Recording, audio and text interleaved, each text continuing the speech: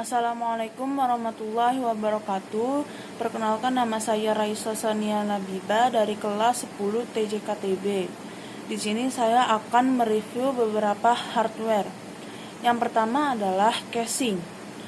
Casing komputer atau selubung komputer adalah tempat yang berisi sebagian besar komponen-komponen dari sebuah komputer. Casing biasanya dibuat dari baja atau aluminium. Plastik juga kadang-kadang digunakan, dan bahan-bahan lain seperti kayu dan bahkan blok Lego telah muncul di rancang bangun casing. Yang kedua adalah power supply. Sebuah pencatu daya adalah alat listrik yang menyuplai tenaga listrik ke suatu beban listrik.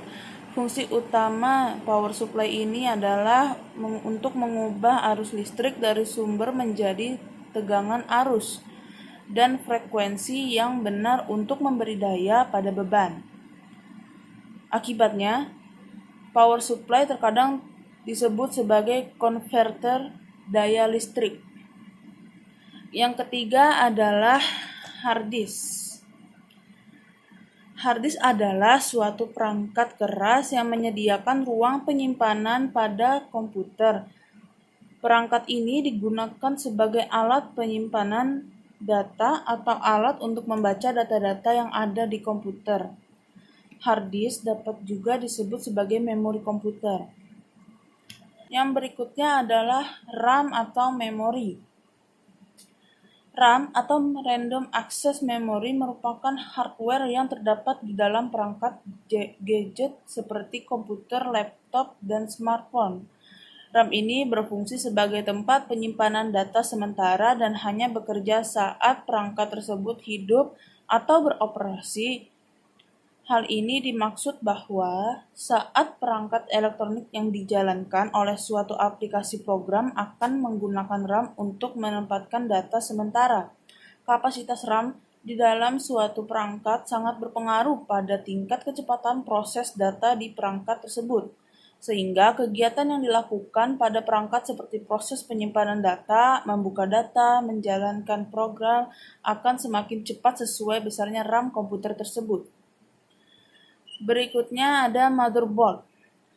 Pengertian mainboard adalah sebuah papan sirkuit elektronik utama komputer yang digunakan untuk meletakkan komponen-komponen elektronik lain seperti prosesor, RAM, VGA, dan lain sebagainya.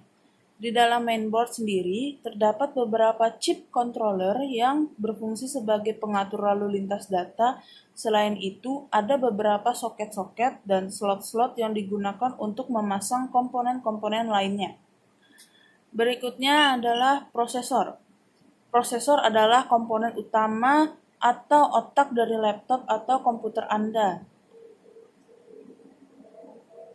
Prosesor terletak tepat di tengah motherboard. Fungsi prosesor secara umum adalah mengolah perintah yang masuk kemudian dikeluarkan berupa output, yaitu pemberi perintah. Maka dari itu, memilih prosesor terbaik untuk mendukung pekerjaan menggunakan komputer atau laptop sangat penting bagi pengguna. Mulai dari pekerjaan sederhana seperti menulis, membaca email, berselancar di internet, main game, dan mengolah grafis semua dilakukan dengan komputer atau laptop. Itu dia review-review dari saya. Sekian, terima kasih. Wassalamualaikum warahmatullahi wabarakatuh.